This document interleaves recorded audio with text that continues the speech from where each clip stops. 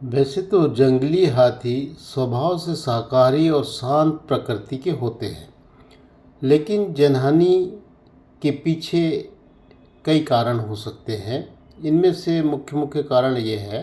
पहला तो ये है कि मानव हाथी संघर्ष। इसमें जंगलों के काटे जाने और हाथियों के प्राकृतिक आवासों में मानव हस्तक्षेप के कारण उनका रहन सहन क्षेत्र कम हो जाता है। भोजन और पानी की कमी के चलते वे इंसानी बस्तियों में करीब आ जाते हैं, जिससे संघर्ष होता है। दूसरा कारण ये है कि आत्मरक्षा। अगर हाथी को खुद पर या अपने झुंड पर खतरा महसूस होता है तो वह आक्रामक हो जाता है। विशेष रूप से मादा हाथी अपने बच्चों की सुरक्षा के लिए आक्रामक होते हैं, और टस्कर जो इस पूरे दल की सुरक्षा में लगे रहते हैं, वे प्रहरी के रूप में दल की रक्षा करते हैं। और जैसे ही मानव हस्तक्षेप उनके क्षेत्रों में, विचरण क्षेत्र में पहुंचता है, तो वे जनहानि की घटनाएं कर देते हैं।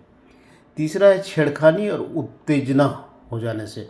कभी कभी लोग अज्ञानता या मनोरंजन के लिए हाथियों को छेड़ते हैं, उनके करीब जाते हैं, उनके पर पत्थर मारते हैं, आग के गोले फेंकते हैं या ध्वनि विस्तारित यंत्रों का प्रयोग करते हैं। तो उनको ऐसा लगता है कि मानव जो आबादी है, मानव लोग जो है वो उन पर हमला कर रहे हैं, तो प्रतिरोध में वह हमला कर देता है, जिससे जनहानि की घटनाएं घटती हैं। चौथा कारण है अकेले और गुस्से में होने के कारण। नर हाथी जिसमें कि मस्त में जब रहता है तो उसमें शरीर में हार्मोन का स्तर बढ़ जाता है और वे ऐसी अवस्था में आक्रामक होते हैं, और उनके करीब जाने अनजाने में कोई भी मानव पहुंच जाता है तो जनहानि की घटना हो जाती है। पांचवा कारण है भोजन की तलाश में। जब हाथी फसलों अनाज की खोज में ग्रामों के समीप पहुंच जाते हैं, खेत खलिहान में पहुंच जाते हैं, तो किसान उसे असुरक्षित ढंग से भगाने की कोशिश करते हैं, जिससे हाथी आक्रामक हो जाते हैं और जनहानि की घटनाएं होती हैं। छठवां कारण है कि हाथियों के मार्ग में बाधा। हाथी अक्सर पुराने रास्तों में चलते हैं, जिसको कि हम वैज्ञानिक दृष्टि से कहते हैं कि वे कॉरिडोर में ही अपना रास्ता चुनते हैं और जिन्हें वर्षों तक उपयोग करते हैं।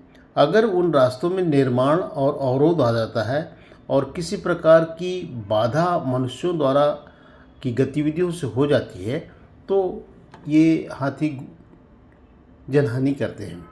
इसके समाधान पे हमको चर्चा करना चाहिए, और इसके समाधान में पहला तो यह है कि हाथियों के आवास को संरक्षित करना है। दूसरा समाधान है मानव हाथी संघर्ष को कम करने के लिए उचित योजना बनाना चाहिए, जो परफेक्ट, जो कि हाथी के स्वभाव और मनुष्यों की जो उस क्षेत्र में रह रहे मनुष्य, उनके स्वभाव को देखते हुए, उनकी आवश्यकताओं को देखते हुए, उनके रहन सहन को देखते हुए योजना बनाना चाहिए। तीसरा है फसलों की सुरक्षा के लिए सुरक्षित और शांतिप्रिय उपाय को अपनाना है।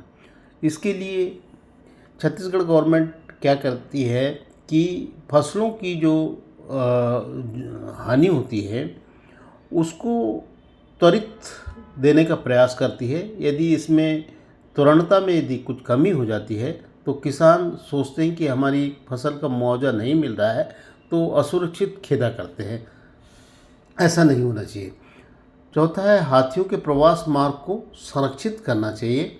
उस क्षेत्र में ज़्यादा छेड़छाड़, ज़्यादा वनों को और जो पेड़ पौधों को क्षति नहीं पहुंचाना चाहिए, बल्कि मानवीय गतिविधि इस क्षेत्र में सीमित कर देना चाहिए। स्पेशली जब हाथी विचरण काल संध्या काल से जो दूसरे दिन के सुबह तक के होता है, इस मार्ग को बिल्कुल शांत वातावरण रखना चाहिए। पांचवा है लोगों को जागरूक करना चाहिए कि वे हाथियों के करीब न जाएं और उन्हें उकसाएं नहीं। और हाथियों के आक्रमण स्वाभाविक रूप से वे नहीं करते हैं। यह उनके पर्यावरण पर हो रहे दबाव और मानव हस्तक्षेप के कारण इस प्रकार उनके स्वभाव में परिवर्तन आता है, जिसे हम अपनी सूझबूझ से जनता में जागरूकता ला करके, जनप्रतिनिधियों में जागरूकता ला करके उनके हाथियों के गुस्साने के कारण से बता करके हम जागरूक करते हैं, तो ग्रामीण भाई उसमें जागरूक हो जाते हैं और वे ऐसा नहीं करते। और छत्तीसगढ़ राज्य में इसके लिए बहुत अच्छे अच्छे प्रयास किए हैं, नवाचार गतिविधियाँ की गई हैं और संगीत गाने के रूप में जो छत्तीसगढ़ी भाषा हिंदी में उसका प्रतिरूपण किया गया है, जो कि बहुत प्रभावी है। परंतु ये सतत प्रक्रिया है, इसको हमेशा चलते रहना चाहिए, ताकि ऐसा न हो कि कुछ दिन किए और उसके बाद में इस कार्यक्रम को हम बंद कर दें। ये मुख्य मुख्य कारण हैं कि हाथी को जनहानि न होने हाथी से जनहानि न होने पाए, इसलिए ऐसा करना चाहिए।